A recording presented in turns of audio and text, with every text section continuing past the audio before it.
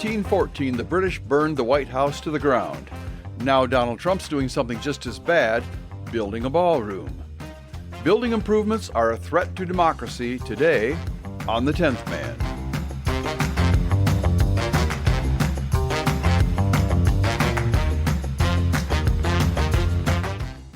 Let's fix a basic misunderstanding. People confuse the White House brand with the White House building. Disney's Cinderella Castle is the brand.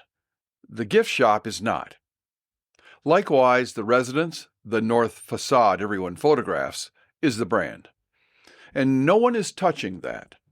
The East Wing, that's backstage. Offices, corridors, storage. Most visitors couldn't find it with a map, and no one identifies it with the White House. So when critics gasp that the ballroom dwarfs the residence, they're comparing the castle to the gift shop and calling it blasphemy.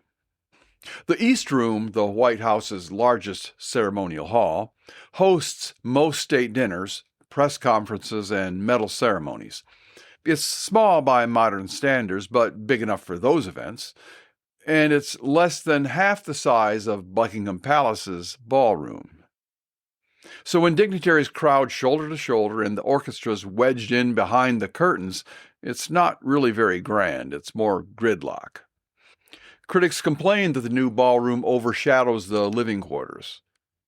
So what? Out where I live, people put up pole barns big enough to hold all the toys, the boat, the tractor, the snowmobiles, the quad, while the house can be a double wide. The point isn't what looks bigger, it's what does the job.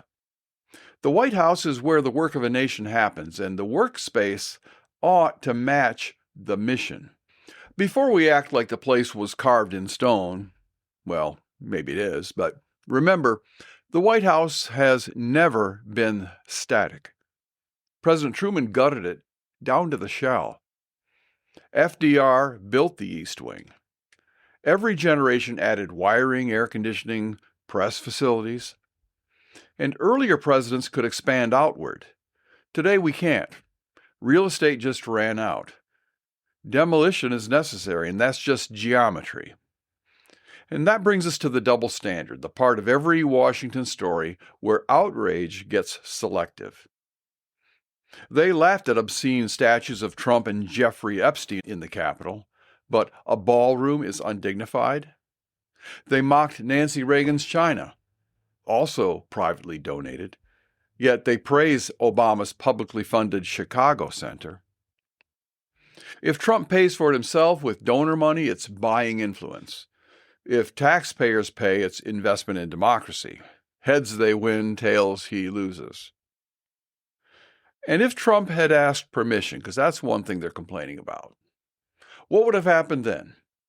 He'd still be waiting on committee number 15, and the outrage would still be there. And Washington just idolizes process, but it kind of fears actual completion. If episodes like this are the antidote you need, then subscribe and tell a friend who still trusts headlines over history. Now, all that noise hides the real question, why build it at all?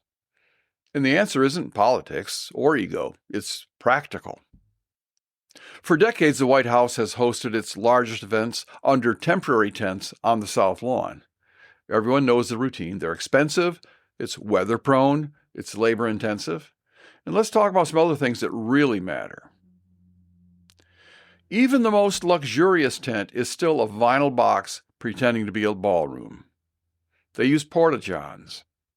Climate control is uneven. Air gets stale and Washington humidity always wins. Guests fan their programs while condensation forms on the glasses. And the acoustics? There's no acoustics, there's no echo. The problem is sound intrusion. Outside noise leaks in, traffic, construction, rain on the roof. A state dinner shouldn't have to pause for a passing motorcycle. A permanent hall, on the other hand, provides controlled climate, true sound isolation, and dignity that doesn't sag in the weather. With a permanent ballroom, we could host dinners indoors any time without checking the weather forecast. And every time a tent goes up, the Secret Service has to start from zero on security.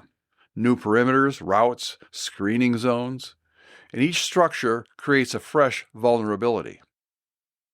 A permanent reinforced ballroom can be secured once and then monitored continuously. And that's not luxury, it's logic. You harden the space, and this one will have bulletproof windows, and you stop gambling with every guest lists. And diplomacy runs on timing. Right now, a president can't say, let's host them next week, because the venue doesn't exist until the rental trucks arrive. That kills any ad hoc events, any last-minute summits, briefings, memorials, or celebrations. A standing venue restores flexibility. Flip on the lights, and America can welcome guests tomorrow morning without waiting for the tent company. And that's a huge difference. This new ballroom isn't about grandeur. It's about readiness and protection. It gives the White House a permanent, climate-controlled, secure space for any official occasion. Even an indoor presidential inauguration if conditions or credible threats ever demanded it. In an age of multiple assassination attempts, that's not extravagance, it's prudence. A superpower shouldn't need a weather forecast or a sniper report to inaugurate its leader safely. Of course, when practicality fails, critics reach for the oldest weapon of all, money. Who's paying for this, they ask, as if that were the scandal. If taxpayers fund it, it's waste. If donors fund it, it's influence. The government will own the ballroom. Future presidents will use it. That's called a public asset, paid for by private generosity. Meanwhile, look at California, where Gavin Newsom is planning a presidential bid. Their capital renovation tops $1 billion, $1.5 billion, or more, in taxpayer money. That's just one state. A few months ago, you saw the Treasury Department chastised because they spent billions on their own remodel, taxpayer money. And Obama's library is eating public parkland along with public funds. Not a peep from the media. Apparently, outrage is not about money, it's about who the builder is.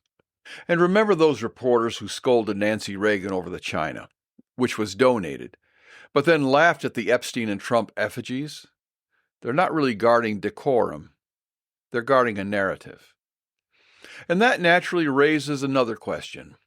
Why demolish the East Wing? After all, isn't that historic? What's special about the East Wing?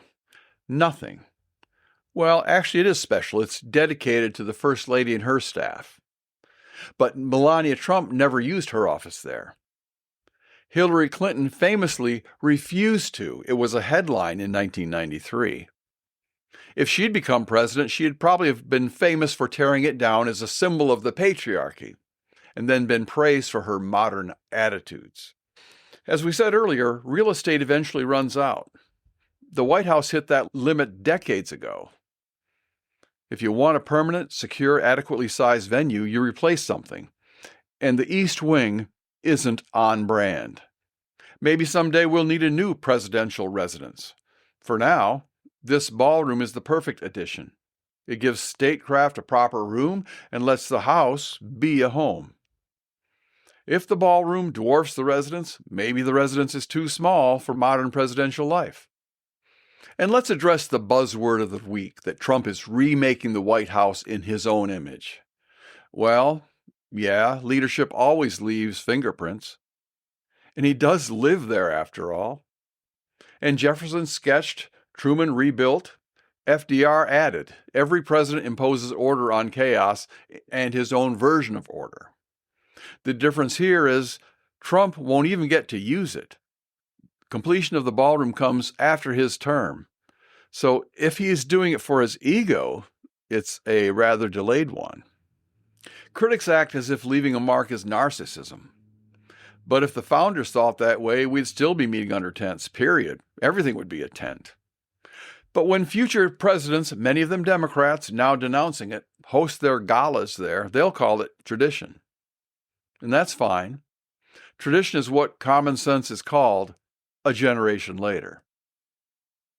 And finally, let's sum up the pattern we've all come to expect, the outrage template. If he builds, he's vain. If he doesn't, he's negligent. And if it works, it's undemocratic. The usual non-journalism reflex. The British destroyed the White House with fire. Today's critics attack it with spin, and both just hate a house that stands. The residence, the brand, the Cinderella Castle, remains. The East Wing, the backstage area, makes room for a ballroom fit for a modern superpower. Large enough to host an inauguration indoors, secure enough to protect the guests who attend. That's not an ego trip, that's engineering with common sense. Trump isn't desecrating democracy, he's solving a logistical problem the Capitol has rented its way around for decades. And if that feels like heresy, it's only because Washington has confused symbols with sanity.